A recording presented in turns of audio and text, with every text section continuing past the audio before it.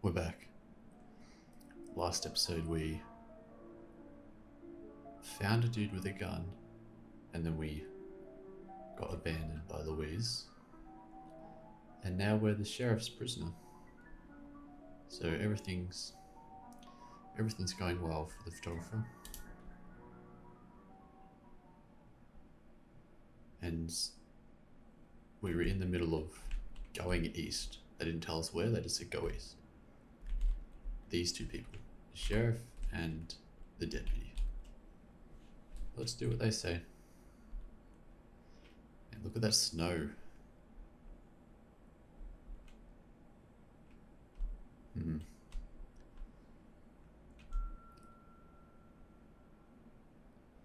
Before you stands a crossroads. There's a signpost.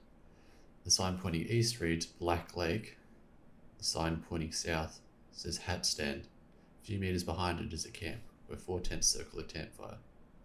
The smoke rising from the ashes tells you someone was here not too long ago. Looks like we got our men. I'd say they're close, real close. Took a total of 3 days for you to reach this camp. Very little was said on the journey. All your questions were left unanswered. You just kept walking east, as you were told to do. Yeah, it was kind of difficult. I say it took 3 days to walk from the left side of the map to here.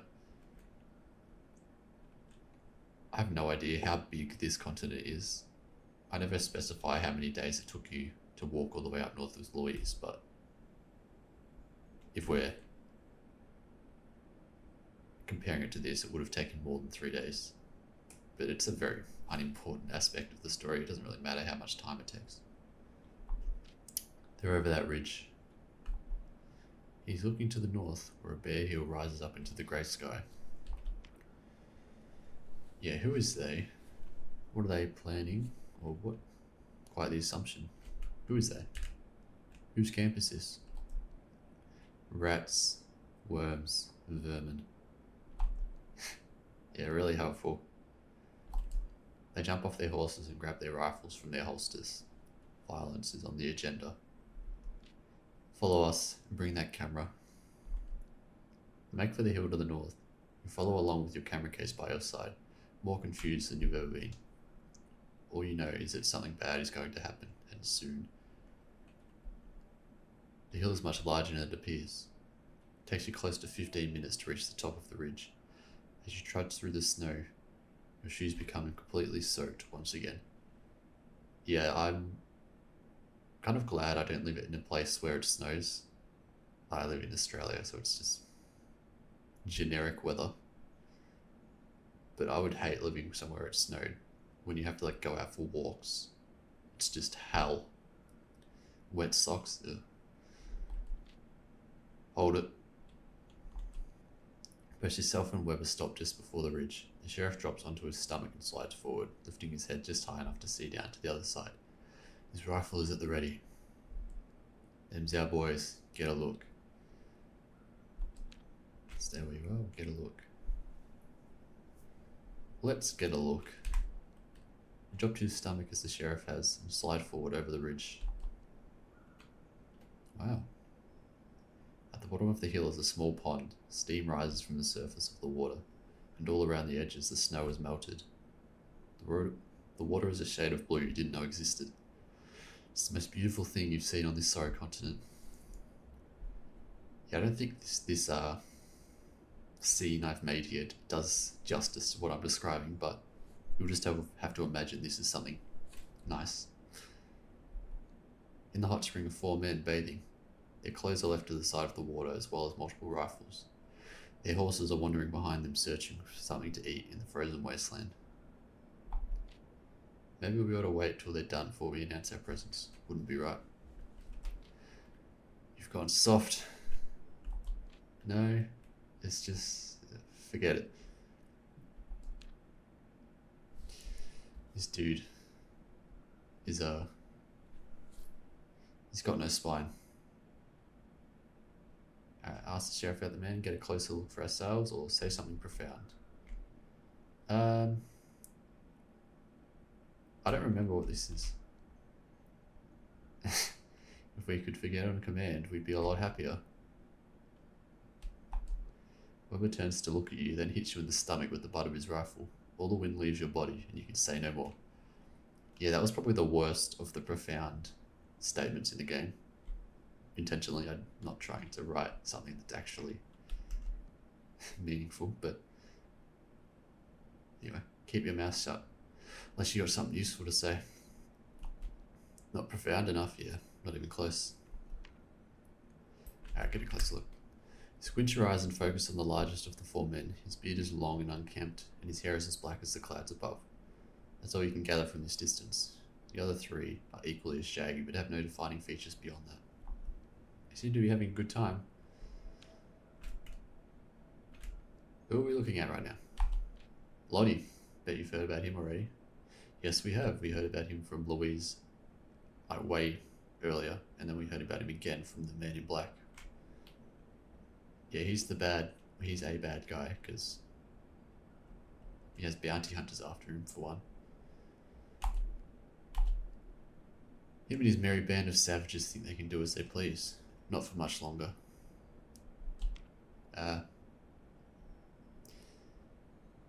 Should we play as smartass? I feel like this sheriff is not the type of dude you want to be doing funny stuff with and mouthing off, because he might just, like, I don't know, rip your tongue out or something. Sheriff turns to Weber and nods, then addresses you again. Stay here till the shooting stops. I see you try and run. I'll gladly put a bullet through the back of your skull. Oh yeah, just a heads up, it's about to get very violent. Like, not visually, just what I'm about to read. It's not pretty, so if you don't like gore, or if gore is kind of something you shouldn't be reading, then I would advise you not to listen. Me too. The deputy and the sheriff slide down behind the ridge, then head in opposite directions. You lay there waiting, not even considering to make a run for it. That's right, I ain't moving. Well, why not? I could just turn and go right now, the sheriff wouldn't even notice. Yeah, and it would... I can pick two. I'm not going to do that, I'll leave that for someone else to figure out. A logical decision, yes. You've lost track of the sheriff and Weber, and suddenly... gunshot rings out, then another. You look over the ridge and see two bodies floating face down in the hot springs. A red cloud forms below the water's surface. The third man makes it out of the water and bolts for the tree line, but collapses to the ground 5 meters short as a bullet rips through his neck. The last bandit standing is the black-haired man. He was out of the water and firing his rifle in random directions. This lasts only a moment, before a spray of red ejects from his thigh, and he drops to the ground screaming. Another shot hits the man in his left hand, mangling it beyond repair. The rifle he was holding falls into the snow. Yeah, not pretty. The sheriff appears seemingly out of nowhere, running down the ridge on your left towards the black-haired man. Weber appears to your right and grabs you, pushing you down the hill. This is the best part. Your time to shine. What does that mean? You carefully make your way down the hill to the side of the hot spring where the black-haired man is lying. All around him the snow is stained by blood. You keep your distance. The sheriff grabs the man by his arm and lifts him upright.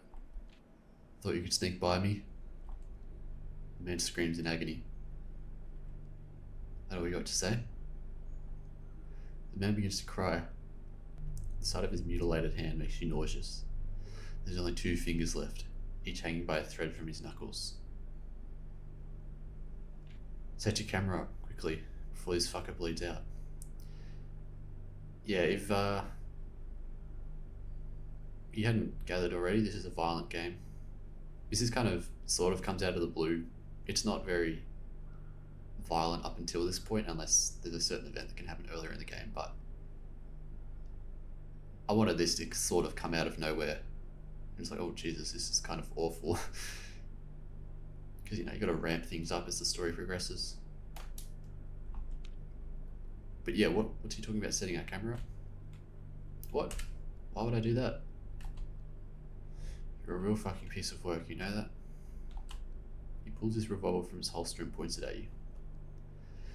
How many times has your life been threatened in the last week? It's getting a little predictable. right? Alright, we have to set our camera up, because dying is not an option, believe it or not. Like you've done a million times before, you unclip the fastenings on your leather case and sit it on the ground. Pull out the tripod and unfold the legs. It takes a bit of adjusting to get a level, but you manage. All while this is happening, the black-haired man, completely naked, is whimpering. The sheriff holds him upright on his knees, not allowing him a moment's respite. Finally, you sit your camera atop the tripod, slip the dry plate into place, then look through the lens and make sure it's ready. What the fuck are you doing?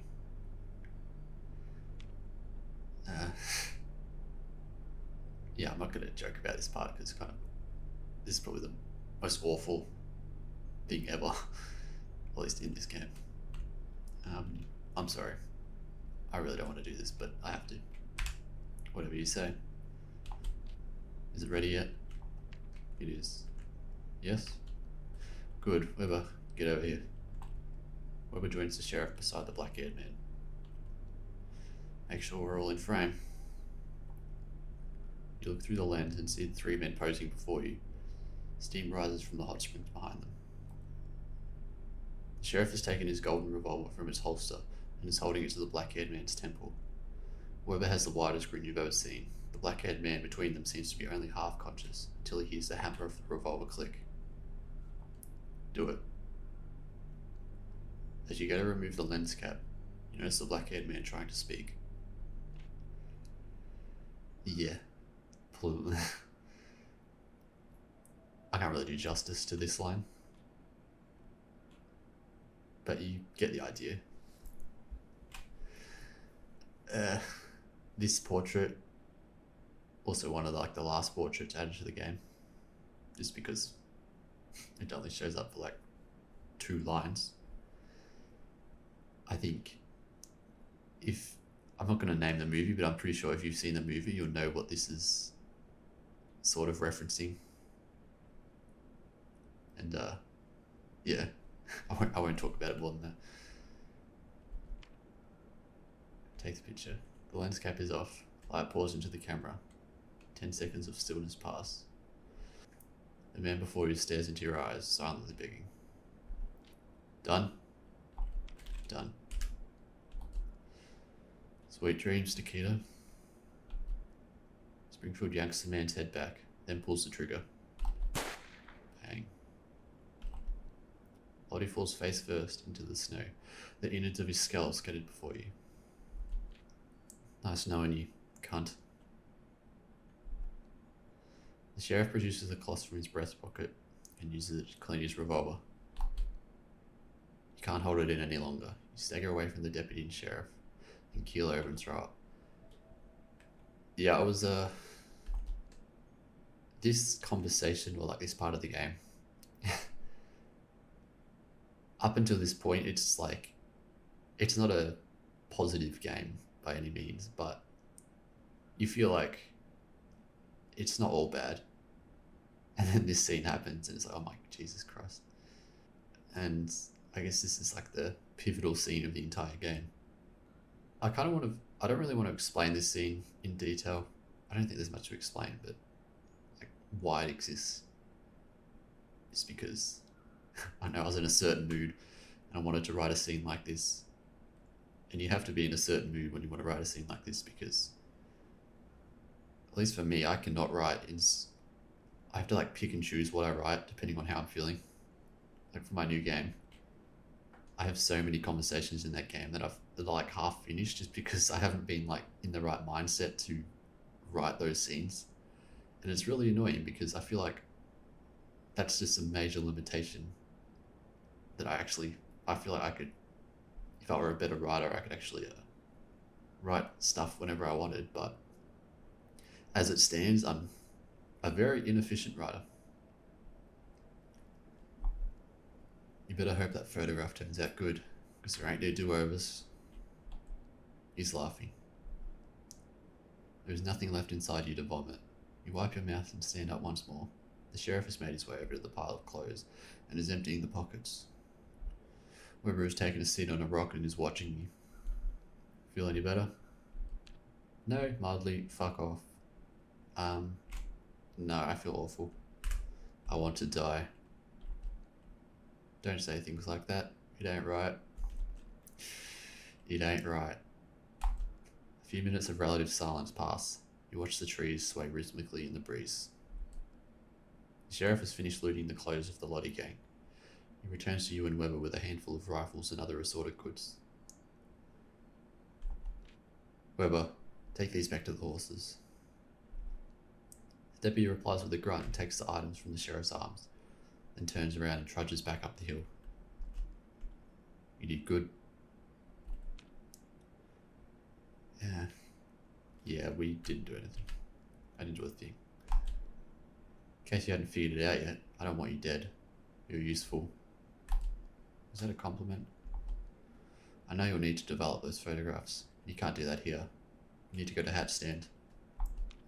Now or alone? Now? Immediately or sometime soon? Yes, right now. It's a 4 days ride. But there's a train going to Hat Stand soon. Should make things quicker for us. Before you get a chance to reply or offer any input whatsoever, Springfield walks off. Don't just stand there, get going. You're following up the hill, placing your feet inside the footprints the sheriff's huge boots have made. Makes the trek slightly easier. At the camp, Weber has fastened all the rifles to his horse and is rummaging through the Lottie gang's tents one by one. On your approach, he turns and throws you a can of beads. Eat up. Get some meat on those bones. We should probably read the label before we eat these beans. Turning the can in your hands, you see the name PJ's, under which it reads, PJ Lafayette, Company Big River. Beneath the typography is a crudely drawn image of an old man smiling. Maybe that's PJ Lafayette. Either way, he seems at peace on the side of this rusty can. I really like this section of, well, these two, like, you're just like looking at a can, but it's like weirdly comforting for some reason. And I don't know, it's just a nice scene to have after what just happened to our friend Lottie. Let's eat the beans. You open the top of the can slightly, then tip the bottom up to the sky, letting gravity do the work. The beans slide out of the can and into your mouth. There's something sinister hiding within the flavour, but you're too hungry to give a shit. Slow down there, you'll throw it all up again. You take his advice and lower the can. The sheriff has already mounted his horse and is getting impatient. We're done here. Weber, go back to town and make sure things are under control. We're headed to Hat Stand to get that picture developed and framed. Sure you don't want me to come with you? The sheriff lets out a deep sigh. I'm getting tired of your second guessing. Got it. Weber mounts his horse and rides west without another word. It's just you and the sheriff now. One day I'll put a bullet in that man's head. Not sure why he told us that. Keep silent. Sheriff gives you an inquisitive look from atop his horse. We need to go. There's an abandoned station just south of here. We'll catch the train from there. Should be passing through soon enough, if my timings are correct. Yeah, why is it abandoned? You said abandoned? Yep, nothing left for anyone around here, except the wilderness. But I suppose the station still has its uses. Trains stop for water on occasion, and hunters use it for shelter during blizzards. Yeah, trains? What are we talking about? I was under the impression there wasn't anything further north. Why would any trains be coming from that direction? The only way to get around the mountains is north. Unless you plan on walking up some steep slopes and freezing to death. Trains go up past Black Lake, then circle back down south to the cities past the Vale. World building, oh my god. More cities? No, it's... I won't reveal all the details of this world to you. The signpost beside you points south to Hat Stand. You put one foot in front of the other and begin the trek to the station. The sheriff kicks his horse and moves forward to follow at your rear. Part 3, the City of Refuge, which is, I think, like the 4th Nick Cave reference. That's a Nick Cave song from, is it Tender Prey? A very good song, but also just the concept of a city of refuge. is very relevant to this chapter of the game. I think if I explain it, I'll spoil it, so I'm not going to explain, but it's kind of subversive. Grub station. You approach a small wooden building sitting atop a raised platform. A faded sign reads Grub Station. The windows of the main structure are completely blacked out, and the front door is lying face down on the wood planks. There's a water tower further up that looks to be in working order, despite the rotting wood holding it up. One bad storm away from being blown to smithereens. Crying shame. The station must have some significance to the sheriff. You follow him up the steps onto the platform and look down onto the rails. Tracks are fine at the very least. Look inside or look at the water tower. Let's look inside. Turn left and head to the front door. Calling it a door would be overselling it, considering the door has departed from its hinges and now lays at your feet. That's... you can't really see it, but that thing. Yeah, this is one of the models I made. I don't know, I just have a slightly weird obsession with trains. I think it's like a second game I have a train in it. I've made that has a train and train station in it. I don't know. I just like the architecture and the railways are cool. That's the moral of this story. You poke your head into the dark room. It's difficult to make anything out in the blackness, but you think you can hear someone in the back. You think you can hear something in the back corner. Breathing? Oh shit. Don't move an inch. Let's go, Louise is back. Louise? Is that you, Louise? Your eyes adjust to the darkness just enough to see you were correct. That's right, get over here. Yeah, why would we call out? We're like best friends now. You look around to make sure you're alone and move quietly over to where Louise is standing in the darkness. Who's with you? The sheriff. Great. Before anything more can be said, the sheriff walks through the doorway. Louise tries to make a run for the doorway on the opposite side of the room. The sheriff is quicker, grabs her by the arm and throws her back into the wall. What a surprise. Louise produces a revolver from the rip in her dress and points it at the sheriff. You see the fear in her eyes. Her hands are trembling.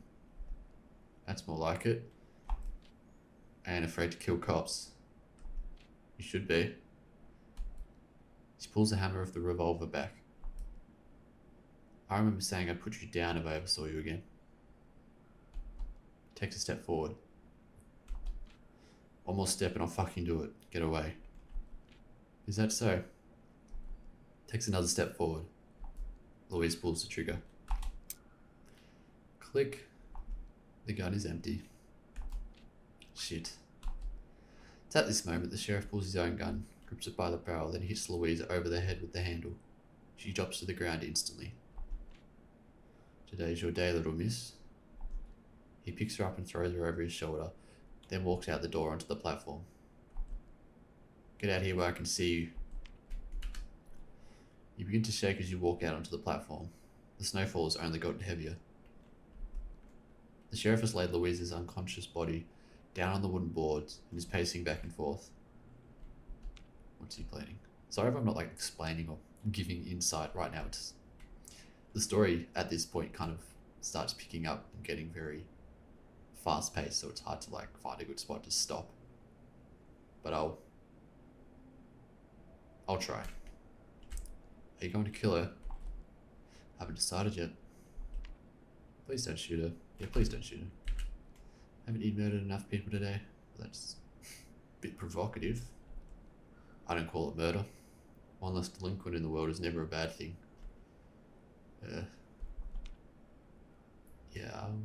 He's no better than the people he kills.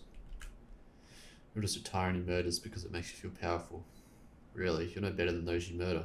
In a sane society, there's a justice system to deal with those delinquents you despise so much. Maybe that's how things go in the shithole you crawled in from, but around here, I decide what's right and what's wrong. You better get used to that fact. He doesn't like his authority being questioned, not one bit. Count your lucky stars, little man. I'm not known to be forgiving. Little man. I think the funniest song ever is the Aphex Twin song. I think it's called Funny Little Man, and like the vocals in that song, it's just like the repeating Funny Little Man from like this really like high-pitched voice. And that, I don't know why that's had like a profound impact on me, but I include Little Man a lot in my writing just because that song is so funny.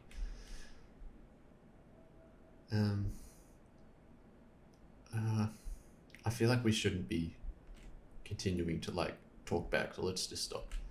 Because it was a threat. Time to keep your mouth shut and exercise those self-preservation skills. You lower your eyes to the ground where Louise lays. She's still out cold. The sheriff stands still for a moment, then pushes past you and crouches beside Louise's body. I've made up my mind, little miss. You're coming with us on that train. I'll collect the bounty, and the boys in Hatstand can do the rest. But don't you worry. Your friend and I will be there to watch you hang. You'll look real pretty with your head in a noose, I'm sure of it. That's very evil. Yeah, on the... Because Coffin Town is extremely isolated. How the hell does he know about her bounty? How are you so sure she's actually a wanted criminal? Seems like all you've done is make an assumption. Word gets round, even as far north as Coffin Town. I knew who she was the second I laid eyes on her. This is the point where you start to realise that a lot of what the characters have told you isn't entirely true. Well, they might believe it to be true, but like for example, Louise. Oh yeah, Coffin Town will be fine because no one communicates with the outside world there except they kind of do. And another character in the starting town, we didn't talk to him, but he's the priest, and he kind of gives you like a rundown on the world. And a lot of what he says isn't actually all that true. Like for example, he says that there actually isn't anything further north, like past the mountains. But then we just heard from the sheriff there actually is. I feel like that's just like it's intentional. I'm intentionally having people contradict each other because in a world like this where communication and like the internet doesn't exist, people don't know everything and they have their own assumptions, but a lot of the time those assumptions are probably wrong. And as a character, we're like going around the world and we're talking to so many characters, but most people don't actually do that. So that's why there's all these contradictions in the lore and world building. Might think that's like a cop-out and like just an excuse for me having inconsistent writing, but I promise it's intentional.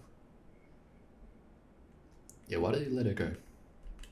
Still let her walk away. I knew we'd meet again. He's omniscient. Great. Yeah, that's another supernatural aspect of the game.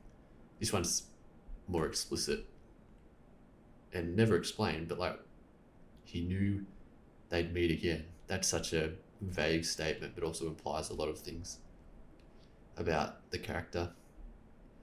And I don't want it to be like, I think it's kind of boring having your big bad character be, oh, he's just like he's just death in a human form. And the sheriff sort of fits that bill, but he is his own character. He doesn't like exist purely to kill people. He has his own thing going on in Coffin Town. He's just an evil bastard who also happens to be very good at killing people. You've run your mouth enough today. The train will be here in a couple of hours. So until then, silence. Yeah, let's not provoke him. You decided it would be best to leave the sheriff alone for the time being. I'm going for a walk. You and your lady friend better be here when I'm back. He steps down onto the tracks and follows them north around a bend. The steed follows. Even the horse doesn't want to spend time with you. At least Louise hasn't left yet. 5 minutes pass. Snow continues to fall, and what daylight there is begins to falter. It's too cold to be standing out here in the open air. Go inside. Good idea. Louise isn't woken up yet. Maybe you should pull her inside as well. Alright. If you pick the second option... I was going to say something really mean then. If you pick the second option, you shouldn't have picked the second option because it's the wrong option. Drag her inside. Slide your arms under her shoulders and drag her backwards toward the door of the railway office. It's a rough ride over the misaligned planks, but Louise does not stir. Thought enters your mind. What if she isn't going to wake up? Yeah, I don't think getting knocked out, like if you get hit in the head with the butt of a gun and then you fall over and you're out cold, I'm pretty sure that means you've done like permanent damage to your brain. And when you wake up, you will not be the same person you were earlier. But I've used my cinematic license in this instance. You know, every movie ever has like a person getting knocked out and then waking up 10 or 15 minutes later, acting normal again.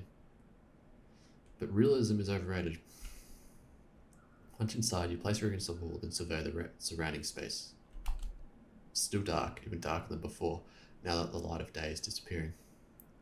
You shuffle toward the opposite wall, careful not to step on any nails. It just reminds me of that Simpsons, that scene in The Simpsons where Homer steps on the nail. That noise that makes when he steps on the nail is like ingrained in my brain. It's like fiddle-dee-dee. Yeah, I should have thought of that. It's gross. Unless your eyes are playing tricks on you, it appears there's a lantern hanging from a hook in front of you. Grab it. You slowly reach out your hand and lift the lantern off its hook. The brass surface is cold to the touch. Now, how are you going to light this thing? Oh, she's back. You'll need some matches if you want to get that going. A ghost. Nope, that's just Louise. Ah, you're awake. That's nice. Yeah, my head is killing me. Is the sheriff around? No. He's gone for a walk somewhere. Just you and me now. A look of bewilderment. Really? You hit me over the head with a gun. Did you think I won't run off? Well, it's impossible to deduce what happens in the mind of a man like him. But there was mention of taking you to Hat Stand and collecting your bounty. Louise turns and looks out the door. You do the same. The weather has turned well and truly sour. That's right, we've got dynamic weather in this game. We've gone blizzard now. I was pretty happy when I put this into the game because it was really easy to do, but it like elevates the game a lot higher visually. Because looking at this is a long conversation. I'm like, how the hell do I make this more interesting? Oh, I know, blizzard. And all I had to do was just turn the fog, like the environmental fog up a bit, and then add another particle system with bigger particles. And that took me like 15 minutes to do it. It was easy. Well, it doesn't matter now. I'm not going anywhere in this blizzard. Damn it. The wind produces a demonic howl. The railway office creaks and cracks under the stress. Hand me that lantern. Give her the lantern you were holding and watch as she strikes a match and lights a wick. The room is bathed in a warm orange glow. Still has oil in it. Lucky us. Where'd that match come from? How on earth did you get a match? There was an empty camp a few hours north of here that I came across yesterday. Did a bit of rummaging and found some supplies. Not sure who made the camp. They hadn't been gone long. Yeah, I think we were there. I think we may have taken the same path here. Sheriff and I went there earlier. It was the Lottie Gang's camp. Lottie? Shit. Not around here, are they? Yeah, I think we took care of Lottie. Let's not explain it. Some things are better left undiscussed. I see. Well, I'm glad to see you're still alive. Honestly, I didn't have much hope that you'd make it. Thanks, or ye of little faith? Yes. Come on, Louise. You know we're a survivor. Don't underestimate me. Maybe the sheriff enjoys your company. How nice. Why are you even at this station in the first place? Nobody ever comes around here. Yeah, well, hang on, why is she here first? You tell me why you're here first. What reason would you have for going back south? I was under the impression You were trying to stay away from trouble. Well, my options are a bit limited, in case you weren't aware. After I left you at Coffin Town, I followed the river east for a little while, then branched off back to the path. That was how I ended up at Lottie's camp. I was planning on going even further north past Black Lake, but the weather took a turn for the worse, and I had no other option but to head south again. I didn't know where I was going, I just needed a roof over my head. That's how I got here. Desperate times indeed. By the way, sorry for what happened back there at Coffin Town. You might think I abandoned you, but I did what I had to do. It was either leave or die. I chose the former. Putting it like that makes it sting slightly less. I didn't expect you to forgive me, considering all the shit I've put you through. I'm gonna forgive her. This whole like section of the game where she's talking about what happened back at Coffin Town where she abandoned you was way different. Initially you kind of just didn't have the option to forgive her, but she was a far less sympathetic character. The more I wrote, the more I'm like, well, I think it's a little unfair to be mean to her and like, what was she gonna do? She wasn't gonna die just for you. So I think it's reasonable to have the option to forgive her. So let's do that. You're in a bad situation. You did what you had to do. I can't blame you for that. Right, that's what it is. Hey, well, thanks. She looks at the ground, then back to you. Why are you so nice to me? Good question. Very good question. If you want to look at it from a higher, outside level, she's like the only character you talk to for most of the game, so it's just a given that you're probably gonna be more sympathetic to her compared to other characters. But in universe reason, well, trauma bonding. Yeah, what does he mean? What? As far as I can tell, all I've done is make your life worse. You treat me like I'm your friend. Hell, you even went out of your way to take that portrait of me. Why? Yeah, this plays out differently if you didn't take her portrait. Because, well, you're not... Taking her portrait is like the friendship moment, as it were. And if you don't do that, she's kind of less friendly to you.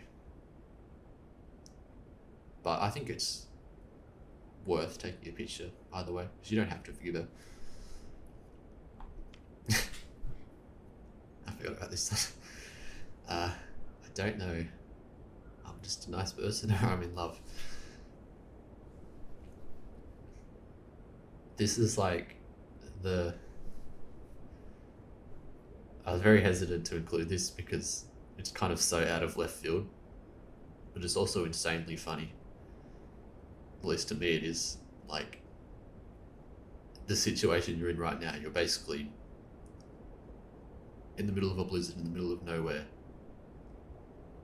and the sheriff has basically got a gun pointed at you at all time, and you're confessing your love to this person who also took you hostage and pointed a gun at you and basically ruined your entire trip. So you'd have to be insane to pick that third option, but also it's funny, so we're doing it. Hold on just a second, are you serious? Yeah, I had to like put like a buffer in just in case you accidentally pick the third option. I had to make sure that you were actually genuinely committing to this option, because you don't want to do this on accident. We're committing. We're not in love. You were fucked in the head. Sorry, I'm like laughing at my own writing, but I haven't read this in a long time and it's kind of new to me as well. This is real. Never mind, I'm not in love. No, this is real. This is your last warning.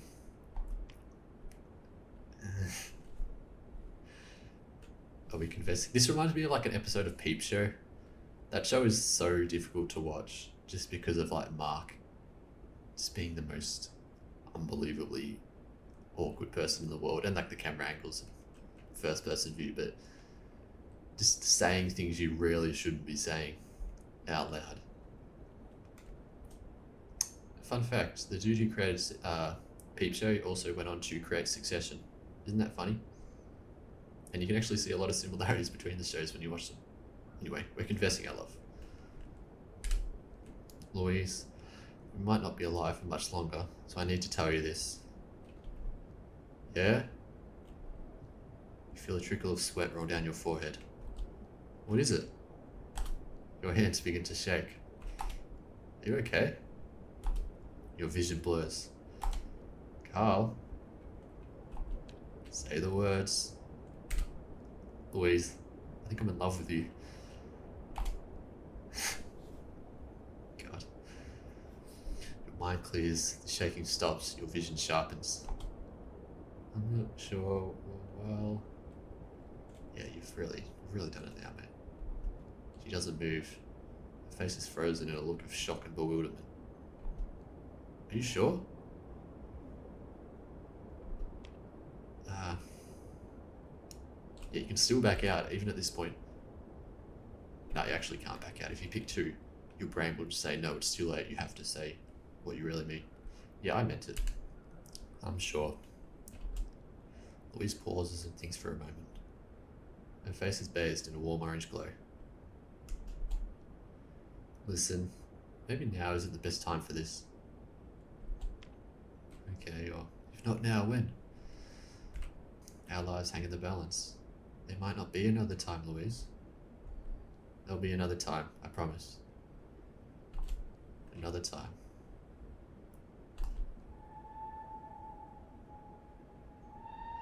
Through the howl of the wind, you hear a whistle, distant and longing. This whole section here sort of starts out as like a joke, but progressively gets more, I guess, serious. Because even though it was a very stupid thing to say, I think you have to you can't have such a big part of the game just be a big joke. So I think it's worth taking it seriously eventually. And it didn't go terribly, if we're looking at it on the bright side. She didn't say, yeah, thanks, but no. So, success, I guess. But we probably have more problems to deal with right now, considering that sheriff guy. That guy. Hey, there's more portraits. I'm not going to read all of these, just because I'll leave it for the player. I like this one. This one's really good to read. Is Nikita Lottie's fate the same that awaits me? In my dreams, I hear the hammer of a revolver click into place, and then I wake up. Perhaps there's some comfort to be found in the abruptness of a bullet. 1 second you're there, the next... Well, who knows what comes after that. Hopefully something better.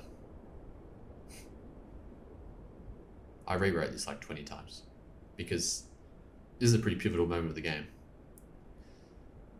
And this image is like,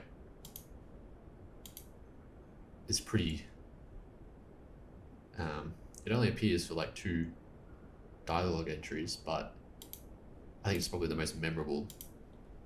So you have to have a good diary entry. Anyway, we just heard the whistle of a train. That sounds like a train. Your train. Guess it's time to go. Yeah, let's just put all that confession of love to the side for the time being. You walk out the front door into the torrential wind and stagger over to the edge of the platform. Around the bend to the north, a light pierces through the tempest. The sound of chugging builds until the steam train rounds the corner and comes into view. Someone hangs from the side, their gun in hand. Oh, look at that. Slowly the train pulls up to the platform. You get a better look at the man hanging off the side. It's the sheriff. Louise walks up beside you, arms crossed. I also modelled this train. This train I modelled in like a 3-hour like frenzy. I was like basically just had the idea, alright, I'm going to put a train in this game.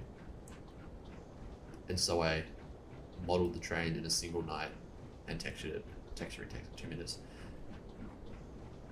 And then chucked it in the game. So I modelled this before I even read all this conversation because I needed to have a train in the game.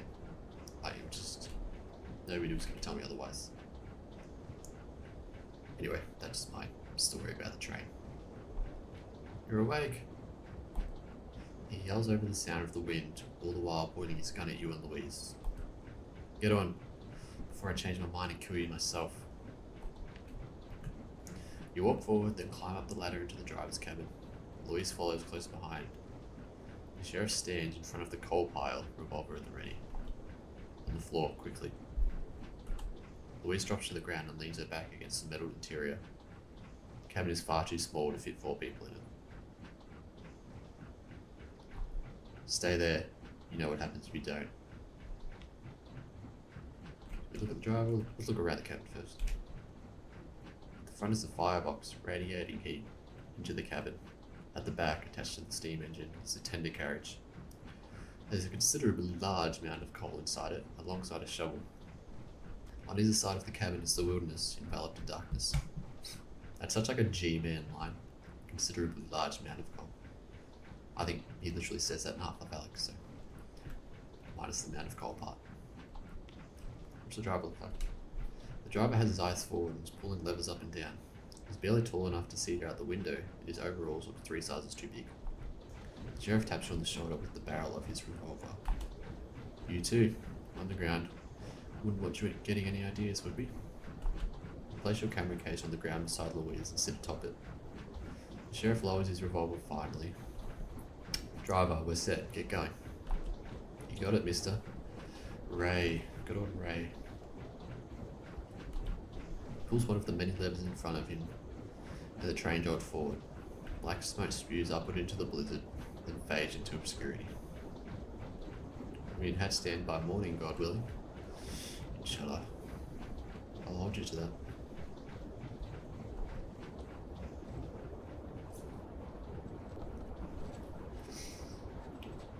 Yeah, the game turns very cinematic. At this point, my camera angle changes, and this, like, before this point in the game, it's very static, and then it kind of ramps up at this point, which wasn't like a intentional choice. I think it was just me kind of figuring out more interesting ways to make the scene interesting to look at, because I wrote this game basically in a linear fashion. I didn't know the ending until, I'm not going to reveal that actually, but I wrote the story from beginning to end, as opposed to like having an outline at the beginning. And so as I was making the game, I kind of improved how I could show stuff in this scene, and that's why as you progress, stuff gets a bit more interesting to look at. Which might be like something, if I make a game in the future, or format games in the future, I'll try and because it's just a natural progression. If you're making a game, you tend to get better at making the game the more you're making it, and that often leads to like a discrepancy in the quality of the game from the beginning to the end. And I think like loads of games this happens to, where you can tell that something is made earlier in development or something that's made later in development, and it's not like the worst thing in the world, but ideally you want to avoid that. You want it to be like a consistent experience from the beginning to end. That's really hard because you have to remake a lot of assets sometimes. Anyway, the sheriff walks out of the cabin into the open air and climbs atop the mound of coal in the tender carriage. He just stands there, looking out into the darkness. The steam engine picks up speed steadily, drowning out the sound of the blizzard that rages on. The driver turns to you and Louise. Seeing his face, you realise he's just a kid, not a day over 18. Yeah, you like my engine so far. It's a real beauty, I think. It's exquisite. Fine piece of engineering. You betcha. She'll get you through anything. This blizzard don't worry her one bit. Louise decides to chime in. Aren't you a little young to be driving a train by yourself? Oh, it's no problem for me. My pops was a train driver over in Cheyenne, way over east. He got himself shot in that little war they had, and this here train ended up with me. Most people's dads got shot around that time, now that I think about it. This is probably the most positive character in the game. So, and it's like a funny, he's so positive about his dad and other people's dads getting shot. Like it's just another thing that happens. Which says a lot about the world these people existing, like, oh yeah, whatever. That's just how it goes. Yeah, that's sad. Sorry to hear that. Oh, it's fine. War in Cheyenne is over now. They moved the fight somewhere else. War finds a way. Where is Cheyenne? Where is Cheyenne? I'm not from around here. Oh, I was wondering why he was talking so funny. Cheyenne is way east, like I said, behind those snowy mountains with the gold in them. It's a whole different world compared to the west side. Cheyenne is the biggest city around there, but there's a lot of different places worth going. When he says the snowy mountains with the gold in them, he's referring to the Vale, which is like the huge mountain range that splits the continent in half. And we're only ever on the west side of that mountain range. Such as? From sorts of places I'd love to know. Cheyenne has all kinds of things. That's where I stay when I'm not driving this engine back and forth around the mountains. Pretty ladies, trees tall as the clouds, and a lake right in the middle of it all.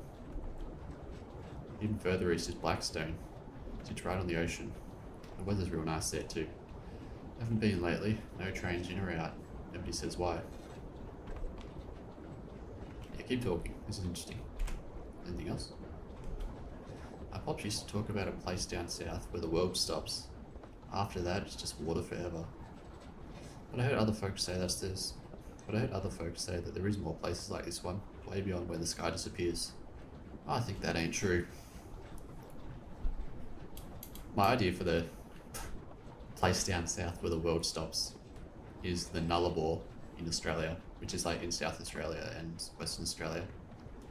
There's literally nothing there. That's what Nullarbor means. No trees. It's just flat. And where it like meets the ocean, it's just a huge like vertical cliff face and then water. It's sort of surreal because there's not many places in the world like it. And that's kind of my idea behind this. Anyway. Should we tell him more about where we're from, or should we just let him keep believing there is no other places in the world? Let's let him keep believing, because I don't want to ruin his day. Your pops might have been right. He always was. At one time he told me that there was giant worms living underneath the mountains, and that was why the ground shook sometimes. I know for a fact that ain't true. We're living in Doom World now. This produces a laugh out of Louise.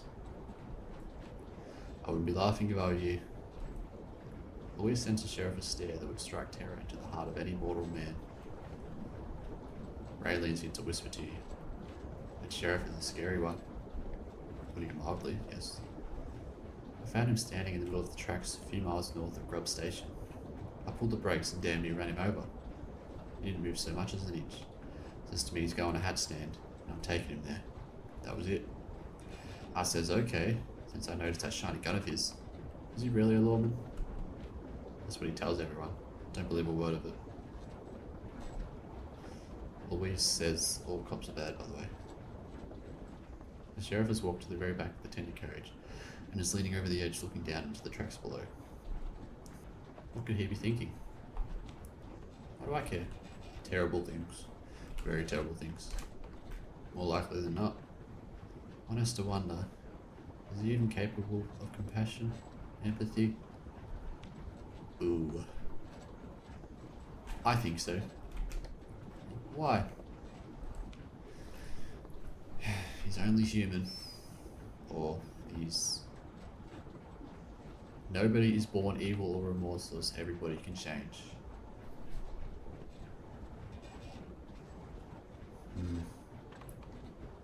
Yeah, nobody is born evil.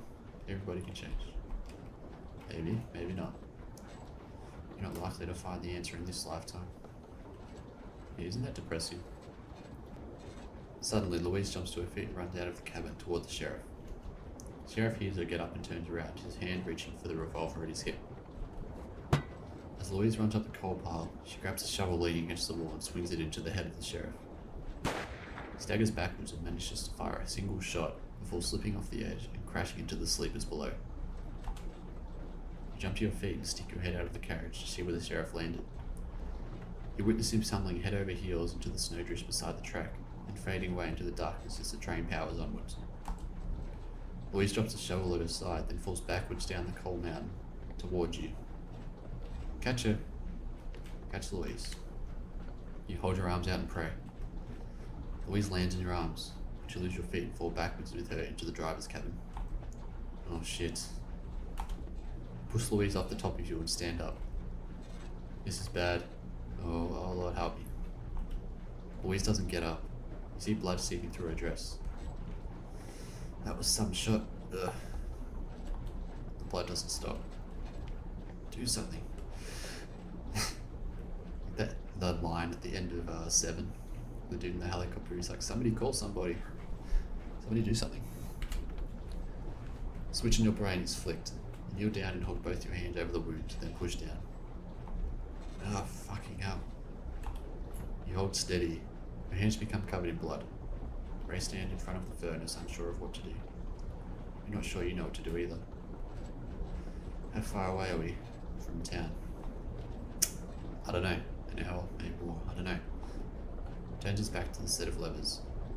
Pushes one forward. The train shudders as it gathers more speed. Just keep the pressure up and it'll be fine. Press down and don't let up. The steam engine charges through the blizzard and time becomes a blur. Louise loses the strength to speak, so you sit there in silence. Some indeterminate amount of time passes, and the blood keeps pouring. Through the haze of the blizzard, you see the glow of great light rising from the west. We're almost at Hatstead, 5 minutes at most. Fun fact, the sun does not rise in the west. Well, I think most places of the world it doesn't. But in this world it does.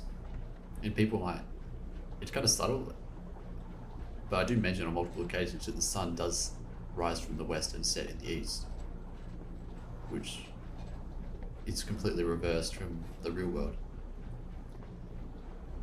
And I guess that's just another way to differentiate it from the real world. But I feel like a lot of people might see that and be like, that's just a mistake. But no, it's not a mistake.